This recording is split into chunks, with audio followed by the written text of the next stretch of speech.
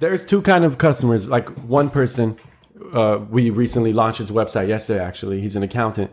He said, I don't care, just launch my website. He didn't even want to see it. There's another person that he's going to look at every single millimeter of that layout and have a comment on everything. So if I notice that someone's very picky, I ask them to give me references and I take notes on every single thing. And we just meet their expectations.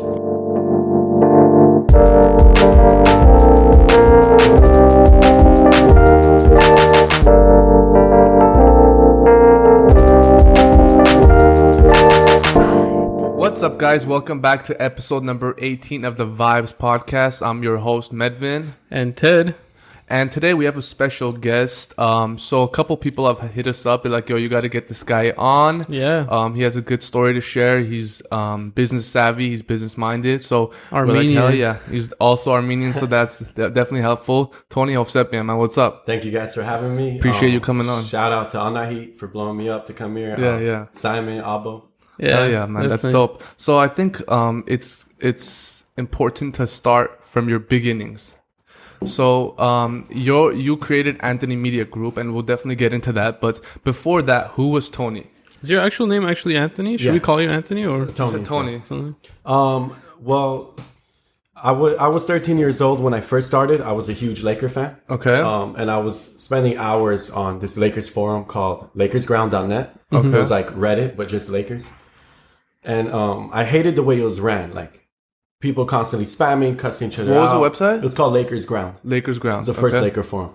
I was like 13 years old, constantly using that. And the way it was ran was horrible. Like people will just say, no, your opinion. And it's like, so what I did is I took $20 from my mom on PayPal and I made my own Lakers forum. Okay. And you were like, what, 13, 14 you said? Yeah. So you had no money at all? I had no money, okay. no. I had no money, no experience. I just had a passion in the sport and I wanted to have the right moderator so people don't cuss each other out, you know? So from there, I fell in love with marketing. I fell in love with, okay, we got a new user today and how did they join? Where did they come from? You created another website? Yeah, it was called Let'sGoLakers.com. Interesting. Let's go Lakers. And you didn't get anything from Lakers? Like, you'll take this down? No. So even today, I can create like a Lakers website and they wouldn't care? Yeah. Okay. Like, look at Lakers Nation, for example. I don't think they have any problems. Okay, cool. You know? So I started there. I fell in love with, tracking the analytics on how did this person join? How much time do they spend on average? Was it MySpace that referred them or what website? So wow, from there, MySpace. Back then, it was But MySpace. I mean, here's the thing. Back then, like, for example, right now, I could create, let's say, a WordPress or a Shopify, right? Yes. But back then, there was none of that. So No. how did you do that at age 13, 14? Back then, what I used, it was called Envision Powerboard. Okay, never heard I don't know how I remember that, but it was a platform to create forums. I had to learn some coding. MySpace helped a lot, with the HTML. So I took it from there, basically. I made a Lakers website. My brother told me I was wasting my time, so that kind of sparked a fire under my ass. Older than you? Older, yeah. He said he was, calling me a nerd and stuff. But the biggest success I had with it was the summer where Dwight, unfortunately, came to the Lakers. Dwight Howard and Steve Nash. That's when we got 1 million hits in 1 month. So that's when I knew, like, I have a passion in what I'm doing, and I could also get somewhere with How this. long ago was that? That was when did Dwight come here? I'm not huge. It was like 5-6 years. A little longer, yeah. I mean, so it's not too long ago. No, that's You're when 20 that's when I started going. Okay. I'm 25 now. So 20 years old, you're still like I was you're into in it. it. Yeah. And before that, another success story I could say that taught me along the way. Before that, Facebook, if you own like a business profile or a business page, every post you made was shown to 100% of your followers. Yeah. Now it's like 1%. You have to pay to get, to boost engagement. it. Exactly.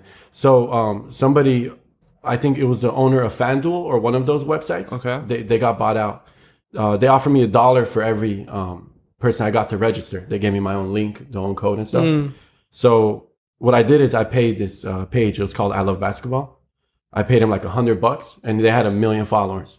And that's when I just started, making money at a young age. And Because so you went on this Facebook forum and you inserted your referral link, right? yes, And so 1 million people. the owner of the page posted it for me. Right. And what did you pay him to do that? It's just $100. Oh, that's right, $100, and you just got whatever that referral. Every referral was $1. So that's when I started falling in love with marketing because I knew I had the ins and outs and the people. From that million, how many followers did you get from that? Referrals did you get from It's that? not about the follower. I mean, you don't want to reveal that. I mean, well, enough, to travel for a little bit. Back then I was like 15, 16 years for old. For $1 a click, that's crazy. Yeah. That's good money. Yeah, I mean, it was nice. At 15, 16, what the hell was I doing? I was in school making $0.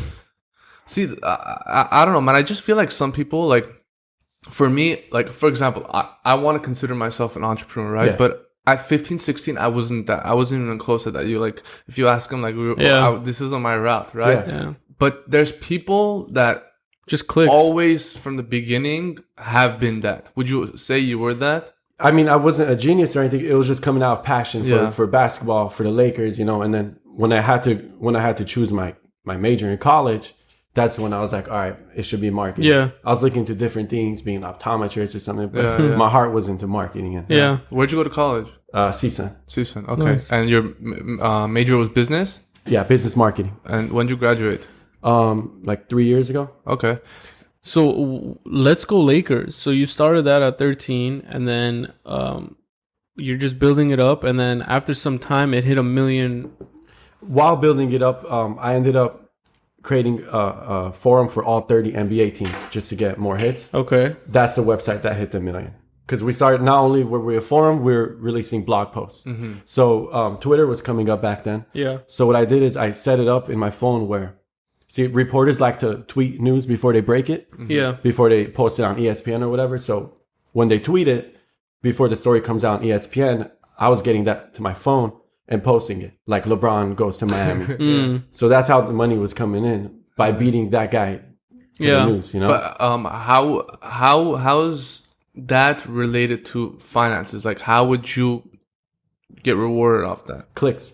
So we had ads on the website. So I see. they pay you, it's like $3 for every 1,000 views or whatever the company that's we were dope. with. It was called Yard Barker, something like that. So since 13, 14 years old, you were always into marketing. This was your passion. Yeah. And so the main thing you're doing right now is you created a marketing company called Anthony Media Group, correct? And how long ago did you create this? It was about 2 years ago. Okay. And I'm just like, what did you start off doing? Okay, so if you're a marketing major, you can't just graduate and get a job. It's not that simple. What do you have to do? You have to have a niche. You have to know, because marketing is a broad word. I mean, there's radio ads, there's all sorts, there's sales positions. Outdoor. So I took a bunch of internships. I interned at the headquarters of Planned Parenthood, just a bunch of free internships, learning different things. I interned at a jewelry marketing agency for jewelers. Okay. So I learned a bunch of stuff like that. And then I got a nice job at a corporate. They were a tax company, and I was their only marketing person. Okay. But I learned that I hated the corporate world. Same. People are asking me questions, but they don't even know. Like, even if I answer, they don't even know what I'm talking about. Yeah. They asked me to post a blog, and they gave me 2 weeks to post it. It's like it takes 30 minutes to post a blog. Yeah. So I walked into the office, and I said, I'm gonna the corporate one. The corporate. I said I'm gonna make my own business. So it was a hit or miss for me. I was giving up a big job just to go on my own. Luckily, they hired me as a client. So they were my first client. Wow, interesting. But at that point, you weren't an intern at the corporate. You were actually working. Oh, no, that was my first big job. You're making money. Okay. Yeah. And so that's I would say that's very tough to leave something that's very stable, that you're making money and go into the danger zone, because I did the same thing too. They offered me the job. You're telling the exact same story. And then I'm like, dude, it's either I quit now and become something, or like at 30, I realize this and it's too late. Exactly. I have kids. I have this. I can't. That was my mentality. It's like, I'd rather try it on my own before I get married and have kids and have, these crazy bills. Yeah. People were telling me not to do it. Like my dad said, leave work at 5, come home and you're done. But me, it's like, that's not my mentality. I just wanted to do it on my own. Yeah, and they don't understand how much of a toll it actually takes, especially doing something you don't love in, It makes you miserable. And they say, oh, you come home at 5 and then work on whatever you want to work on. But they don't understand when you come home at 5 from sitting 8-9 hours doing something you don't want to be doing. It takes a huge toll on you. And it takes way more energy too. Like if something I could do at 10 a.m., my brain is refreshed, versus 11 p.m. It's like I can do this in 10 minutes versus doing it at 11 in 1 hour, you know? Yeah. It takes way more time, so you get drained. But so you leave this place, you're like, I'm gonna create my own thing, and then they become your first agent, and then the ball starts rolling. What do you do? For the first month, I was in my own office, and they were my only client. So it's as if I'm still working for them, but you know, in my own terms, down the street. It was in Glendale, and then I just grew from there. People wanted websites, so I started creating websites. But I mean, here's the thing. Let's just say I'm a marketing agency, right? I call myself that right now. How do I get people to come up to me and say, "Yo, create a website for me"? What proof do I have? What do I like? Why would they come to me? For me, to begin with, it was word of mouth. Okay. People were coming to me because they knew about the Laker website and they knew what I was doing. So that's basically how it was. So I started creating websites, but then I looked at it in a business point of view. It's like, why should I sit here and work on one website for 20 hours when I could hire people to help me with that website and we could keep bringing in more websites? So I'm more of a manager in that sense. But this is a lot different than your first website because that you had to code. Now with all these other platforms like WooCommerce or Shopify, all these things, they help your business out, or is that? It makes it easier. You still have to code, but it makes it easier if the client wants to sign in and make changes. You could code it in a way where it's very friendly. Okay. Yeah, I mean, I've created my own, for example, Shopify websites. Yeah.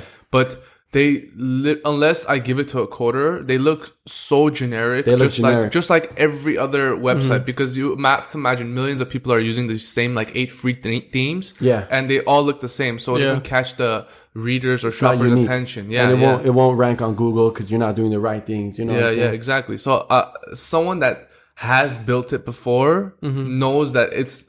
Like what I was building was Fugazi. It's not. You have to actually give it to someone that's professional versus someone that's probably like, yo, there's a Shopify I can create. I don't need anyone. They're so wrong. They're wrong, and they're wasting their time.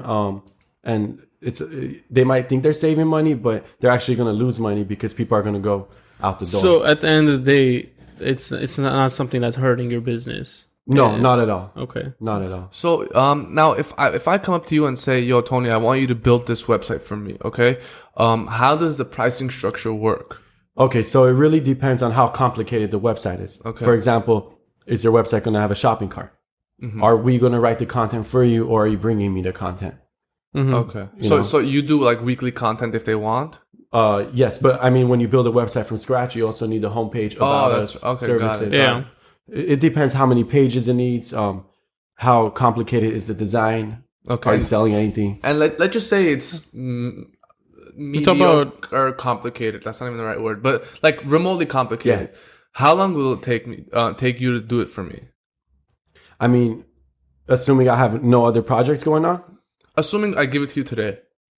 Well, if you want to pay premium, we could get it done in like 5 days. Okay, got it. You know? But let's just say average. If it's average, it'll take 2 weeks to a month. Okay. Again, depending if it needs a shopping cart. Are we gonna upload products? Okay, yeah. And you started becoming more of like the managerial aspect, right? And you started hiring people to work under you so they can do it themselves. So you can obviously you can't be doing 10 websites a day at once, right? So how do you because you have a vision, correct? You have a way of structuring these websites. How do you get this guy on your team to follow that same thing? Because me and you, our minds are completely different. The way I build a website is going to look completely different than yours. So if they come on, how do you teach them to do it exactly? You kind of have to spoon feed them, like move that logo there and increase that font size. Yeah. Change that color. I mean, I'm not physically doing it, but at the end of the day, it's always like I have to guide them every step of the way. You know? And how many employees do you have? Right? I'll go. Not even just your employees, but just as a customer. Like if one person comes to you and has this vision of a website, how are you like it's you have to meet it. Interesting to know how you kind of see what he's seeing and bring it to life. And there's two kind of customers. Like one person, we recently launched his website yesterday. Actually, he's an accountant. He said, "I don't care, just launch my website." He didn't even want to see it. There's another person that he's going to look at every single millimeter of that layout and have a comment on everything. So if I notice that someone's very picky, I ask them to give me references and I take notes on every single thing. and we just meet their expectations. Awesome. Okay, so now that you have people working for you, how many people do you have working for you, by the way? Well, over here I have 2. Okay. And then overseas, there's, it's unlimited. Yeah. Because, and that goes back to my days with the Laker website. I made a lot of connections overseas with people. Perfect. Okay. So now that you're not doing as much of the smaller tasks and you're focusing on the bigger thing, what are you mainly focusing on right now? Aside from web design, we do a lot of search engine optimization. Okay. SEO. We do SEO. So, for example, if we want to rank the podcast, so I'll come to you and say, if you do Google Ads, it's going to cost you like $20 a click to bid on best podcast 2018. Yeah. But we could charge you $100 a keyword per month. Right. You could get unlimited clicks, right? You could get 10,000 clicks. Yeah. And we could show you the keywords like best podcast of 2018 or podcast of the year or new podcasts. And I'll tell you, this got 1,000 searches last month.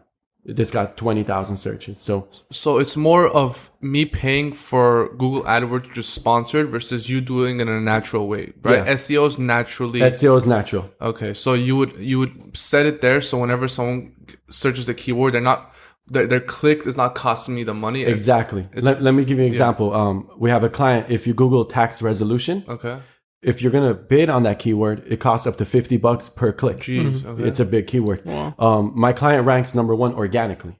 Wow. So that's $100 he's paid. You know what I'm saying? So much last more year, worth it. Last year they made over clicks, 800,000 on Google alone. Wow. They also do Google Ads for the keywords they're not ranking for. So if you're not ranking organically, pay for the. Okay. So are you able to rank those keywords for them, or that's what we do? Okay. So I want to kind of understand from my point of view as a real estate agent. Yes. I want to rank when someone search on Google Glendale real estate agent. Yes. I want to get to the top. And that's what you do, is to be able to do that for us. Or like bakery in Glendale, if anyone wants that, they come talk to you, and then you should be able to do that for $100 a keyword. Yeah. Well, it depends how hard the keyword is. Like if you want attorney, that's a big keyword versus Glendale attorney. Okay. You know what I mean? So what we do to get there is there's a whole bunch of things that go into it. The website needs to have meta tags. That's the little header title. It needs to be secured. It needs to be mobile optimized. We blog and we pay bloggers to link back to us because Google needs to see activity. They have an algorithm. You need to feed that algorithm. Yeah. You So say, okay, these guys are popular. Coming from somewhere else to it, so it becomes more exactly like other people are talking about them organically. So it must be legit. Yeah. And for people who don't know what their keywords are, we always provide the keywords. You would be able so if I'm trying to sell you on it, I'll say, look, Realtor Los Angeles got 15,000 searches last month. You're only giving me $100. Give me 3-4 months, we'll get on the front page. Then the sky's the limit. You could get 10,000 clicks a month. You're only giving me $100. Yeah. I love that we're doing business on there. Yeah. That's the Armenian way. That's what I've been thinking about doing all that as far as like just kind of growing my business and my brokerage is to one, build a more modern, sleek website, and then in turn use SEO to get clicks to that website, because on the website it would be stuff that I'm offering that people that are searching would want to see. So see, what separates us is like I could pitch you a very inexpensive website if it's coming with that SEO package versus like, for example, someone asked me to quote them on an app today, and so I had Anahi call a couple of competitors to see how much they'll charge. They were charging 100,000 and up for a simple app that I might charge like 10,000 for max. Wow. You know, so you do as good of a job for, if not better, for because 10% of the price. Yeah. But I mean, at some point, I feel like that's going to increase when people see that work. They see it showing up, like the attorney thing that you said, right? Like you see that working, and then someone else comes up to you like, "Yo, I saw that. I want to do it." Yo, bro, now it's not $100. Yeah, that's what's been happening. I mean, supply and demand. When I first started 2 years ago, we were making websites for like $500. So I was almost breaking even on simple websites. But now it's like it's not worth it. You put in that work, so now you're shining. Build your portfolio. Hell yeah. So, one thing I want to compare you to when I heard that you're doing Anthony Media Group, you're doing marketing, is someone that, like, for example, I look up to, like Gary Vaynerchuk, right? So he started Vayner Media. Yeah. Do you know, like, all I know is he does marketing, right? We haven't broken it down the way we broke it down with you. But do you know what he does? Not or do you not necessarily. follow No, him? I don't. It's just because this guy, from what he said, he has like let's say like a $500 million business. What is he doing that has got him, or like let's say you're guessing right here, but what would he have to do to get to that amount of money? Is he that guy that's on all the ads? Yeah, Talking about how he's making so much it's not money? Ty Lopez, but there is Gary. You'll see him everywhere. Yeah, he's What you're saying? What is he doing to get there? like what would someone in marketing do to get to It's that? just hard work. Keep your clients happy. I haven't lost a client since I started, so I treat my clients very well. Just sleepless nights. But I mean, in the sense of like, when it comes to marketing, when you look at the top guys, Yes. what is most of their work going towards? Like SEO, website design. Okay, I think every it's client's unique. Some people, sorry for cutting off. Some people want to run Google ads, and that's what's working for them. I have a client who has an iPhone app. We're running ads in the search store. So every client has a different approach to it. What he's doing is rapidly growing, and how that happens is by having successful, clients, showing that you're doing the right work. So let's just say I'm a watch company, okay, and I come up to you and say, "Yo, we're doing maybe like $50,000 a month in sales, but that's not enough for us. Our margins are 10%. We're making $5,000 a month. We want to get that to $500,000 a month. How can you help us? Give me a budget, not just to pay me, just a whole marketing budget. $10,000 a month. $10,000 a month. Is that a lot or a little? No, it's good. Yeah, it's a good amount. $10,000 a month. Okay, so I would recommend we'll do remarketing. So if someone visits your website and they leave, we'll start showing ads everywhere they go to bring them back in. You're retargeting them. Right? Exactly. 2, I would recommend starting an SEO campaign so we rank for Rolex watches for sale, used watches for sale. If they want to do local, it'll be, Rolex watches Los Angeles. You have to track everything that you do. We don't throw money at the wall. Every single dollar we spend, we say, what the return is. Google ads will work. Making Google Shop ads will work for that. Okay. There's all off the top of my head. There's a bunch of you could bid on competitors as well. So for my tax client, if you Google their competitor, we have ads on the very top, and it's our own ad, and it really works. Yeah. Okay. And have you you've mentioned Google a lot, but do you do any Facebook at all? Facebook ads? We do a lot of Facebook ads. Which one do you see working more? Google for sure, because if someone's searching for a service, they need it. Versus me predicting like, right, okay, I could target a pregnant woman if I have to. Yeah. But I don't know if that pregnant woman is looking for that service. Because you're going on Google, you're not just scrolling, right? You're searching for need. something, right? I need tax help, or I need a Rolex. And on Facebook, you're scrolling and you're assuming I'm going to be interested in that Rolex Exactly. watch. By breaking it down, target owners of Rolexes or target people who follow the Rolex page. But it's also less efficient than you typing it in that you need it. The way I see that is all these accident lawyers that always advertising, right? It's like I didn't get into an accident, I need them, but it's to keep it in the back of my mind. And I see Facebook ads working the same way. I mean, when I get into an accident, I know to call, for example, 818-777-7777 because I've seen that ad on every. And that's single exactly what I ad. thought of when you said it too. Right. So, but that's more brand awareness. Yeah. That's when you have like an unlimited budget and you want everyone to see it. Of course, they're not tracking if that number, because that number is everywhere, right? Yeah. So if I call from the bus ad, they're not going to know I got that number from the bus ad. Yeah. What we do, for example, for pay-per-click, if you click from this keyword and call us, we know it came in from that keyword. Yeah. Like tax help or tax resolution, it's going to be tracked differently. Yeah. And just recently, for example, I myself bought for my real estate company 818 TED sold.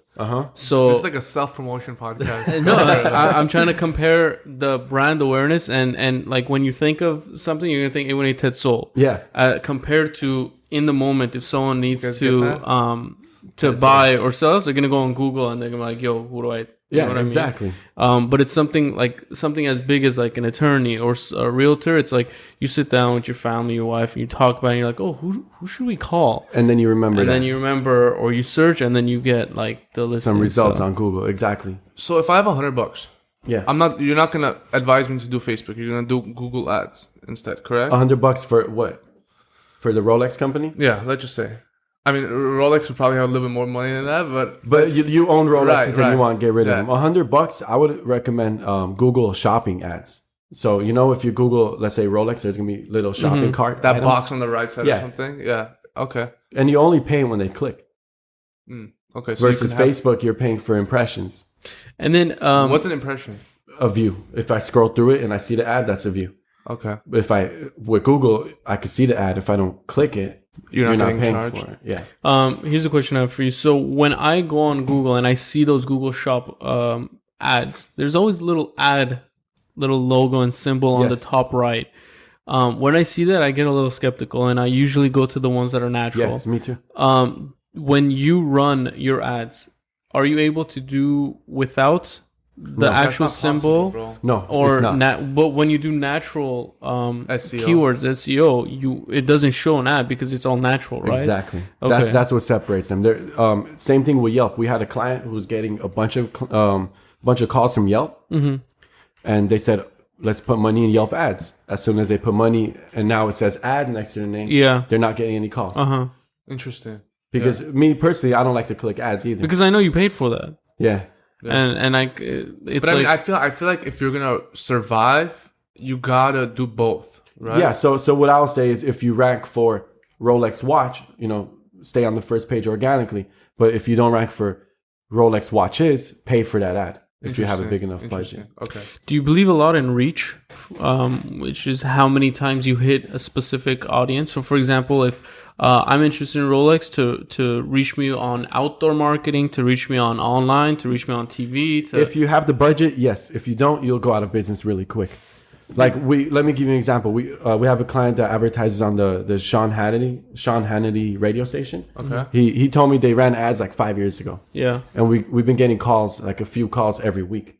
So he's like, how are these people calling us from that show? Because they remember. So that's the reach.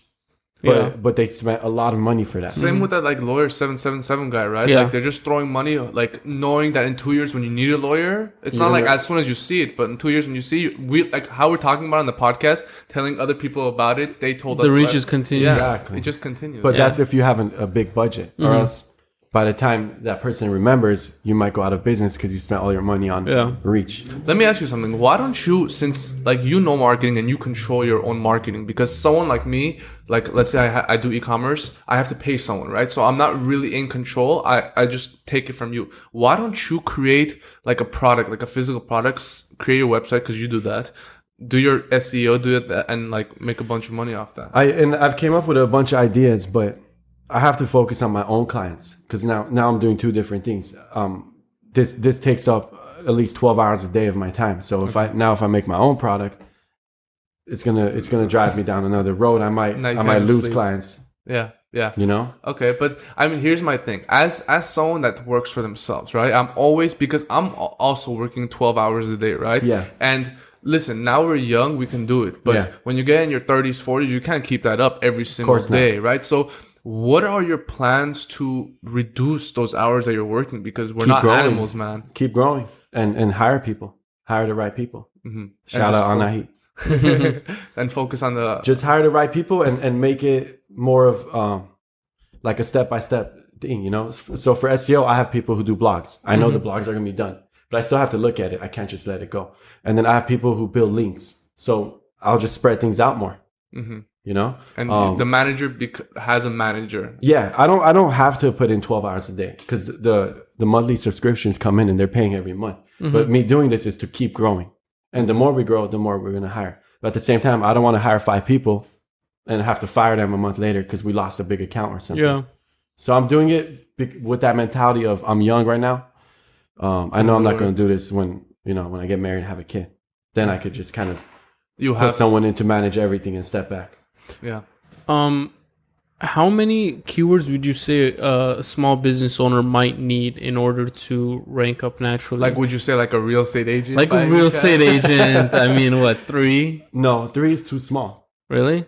I mean, unless you pick 3 insane keywords, but you could do like 5 keywords that are really popular, but that'll take more time. And then you could do 5 keywords that I could get you up there in a couple of weeks. And then each one of that would typically cost that $100. It's an average. For that. Okay. I feel like you just got to talk to them and see what you want to do. Yeah. what you want to rank for. I want to know if anyone's interested, if it's a month to month or it has to be like year. Could we change it up? I mean, it's I don't do contracts. That's what people love. Okay. And I know they're gonna return, so that's why I do it. Yeah. Because we show every week, we send reports. You got this many hits. This keyword got this many clicks. Last week, this keyword ranked on the second page. Today, it's on the first. Exactly. We provide everything because, I might work with a doctor who's a million times smarter than me, but he doesn't know a damn thing about Google rankings. So you have to, spoon feed them. Mm-hmm. This was on the second page. Now it's on the 1st. Mm-hmm. Only 5% of people ever make it to the second page. So now that you're on the first, you're going to be getting thousands of hits, for example. Yeah. You have to just keep reminding them what you're doing and why it's working. Okay. I mean, I'm the reason why I'm so curious is because I myself had no idea about the business. I knew about SEO companies and them doing and offering their service, but I never knew what service they were offering. See, a lot of them, To be honest, when I get an email or call, because I probably get like 10 and it goes in my spam folder of people probably someone in like India or like Pakistan saying, yo, I can get your these keywords that are front. BS. Yeah, and so whenever I get that, it puts into my head scam. Yeah, the industry has like a black eye like that and people do scam. I've interned at companies that they were collecting checks. Mm-hmm. And I was like, we didn't do anything this month for that account. So when I made my own company, I said, I'm not going to be that guy. Because although I wasn't the one screwing them over, I was working for that guy. And I felt like we're lying to people. It's different. Yeah, and it just puts a bad eye on everyone doing it. You got to spoon feed the reports. Every single thing that we do, You got to make it for the bad people that are in this business. But the bad people make you look good at the same time. True. Yeah, you got to convince them first that what you're doing actually makes sense. It works, and then they'll see it. Yeah. Exactly. I think as a customer, I would love to see like just reports, what's working, what's not, graphs, whatever. Like as much as you can dumb it down for me me to understand. Like that's something that I would love to see as a customer, and that's what we do. Yeah, and I feel like those people that are not from even this country are offering those things that a lot of people, not just us, get those emails. They don't offer that service. So I feel like when you have that hand in hand, or if you're meeting with them, or and I feel like that can you can outshine. People are more comfortable when they come in and they see you. Of course, and they know where you work, and and most of the time it's word of mouth. So if this guy is happy with my job, with my service, of course he trusts his friend, for example. I mean, you don't look like a scum. Yeah, I'm glad. Yeah, when you talk to someone, like in a matter of 5 minutes, I could tell like what type of person this is, and I think that helps a lot because I talk to you and I know like I can trust you if I do something. So maybe we'll start doing some vibes. We'll see what's going on. Yeah, vibes hits 50,000 views next month. Vibes. And Anthony Media Group partnering up. See, one thing we could do is we could create a bot on Instagram. Okay. And we could tell that bot to go follow everybody that follows the Joe Rogan podcast. Okay. And by following them, their phone pops up with a push notification saying, Vibes followed you. So now they're going to open and look at your page. If they choose to follow, that's an organic follow. Versus buying some fake followers for no reason. Yeah. So that's that's something that we can definitely try. That's okay. Smart. I mean, is there anything else you want to say? We're definitely going to put your website, your IG handle, and everything in the description. They'll see it. Thank you. But is there anything else you want to tell the people listening? Don't want to put you on the spot. No. Who's your biggest client? Who's my biggest client? Yeah. Taxi Fence Partners. Taxi Fence Partners? Yeah. They spend at one point we were spending $10,000 a month. I mean, $10,000 a week on Google Ads alone. Is that because they're trying to compete with Uber, or? No, they're a big company. They're a huge corporation. They're on the Rush Limbaugh radio station, which is huge. No idea what that is. I had no idea until I started working there. He's a huge conservative, if I'm not mistaken. And he has millions of listeners nationwide. Awesome. We're putting up an ad on the 405. So if you see Taxi Fence Partners on the billboard. What's it called? I designed that. Taxi Fans? Tax Defense. I thought you said taxi. No, taxi. That's why I compared it to Uber. And I know, I figured. I was going to say, what is this guy saying? No, I figured. Tax Defense. Tax Defense. So if you get a letter from the IRS and they're out there telling you owe $30,000, you call Tax Defense. Okay, perfect. Are you the one that also does, for example... Are you that guy? No, I mean can you do like the outdoor media, for example, the billboard? Are you the person that's gonna call the billboard company and say, "Yo, I have a client that needs a billboard," or is there? I used to be, but now I just have someone do it. Okay, but I mean, like, your company is able to. We just did that. We just launched a billboard on the 405 freeway. I had someone design it. We talked to the agency directly, got the dimensions, because it has to be a specific size, resolution, all that. Or if I want to put my ad on radio ads, or if I want to do bus ads, you guys can take care of everything A to Z marketing. We talked to who was it? To Steve Harvey's team yesterday. Wow. And also Howard Stern. Howard Stern turned tax defense down because they don't do he doesn't do financial ads. So we've been getting more into radio, but I like to stick to what I'm great at. It's just internet. But we do all of that. Awesome. Yeah, eventually I think that's to answer your question about VaynerMedia. I think that's the steps to taking into all marketing A to Z, not just sticking into a niche kind of people in different areas. You have to do everything, but you have to be great at specific things. Working with like influencers and brands, and then connecting. Exactly. Basically, you're the middleman connecting everything together. And I feel like social media and these marketing tactics, like you go away from like physical mail and stuff like that. We're just in like the baby stages. So it's like you're hitting in the right area where in like 5 years from now, where you're just like the guy to go to. Yeah. And people are actually spending a lot more money on it because they're starting to slowly believe in it. You know? Exactly. They're going to see a return. And it's easier to track on the internet. I can't tell you how many people read that ad that we sent, the flyer that we sent to your house. Yeah. But I could tell you how many people clicked the ad. Yeah. You don't know if it's a waste of money or not. I've done that before. You're throwing money at the wall at that point. Yeah. Versus tracking everything. Awesome, man. That's the way of the future, I think. All right, guys. So Anthony Media Group, he does websites, he does SEO, graphic design, email marketing, all that. iPhone apps, any marketing you gotta do. Anthony Media Group, man. Thanks for coming on, man. AnthonyMediaGroup.com, right? AnthonyMediaGroup.com. Yes, also on your Instagram. Everything in the description. And from the Vibes guys and Anthony, Tony. Peace.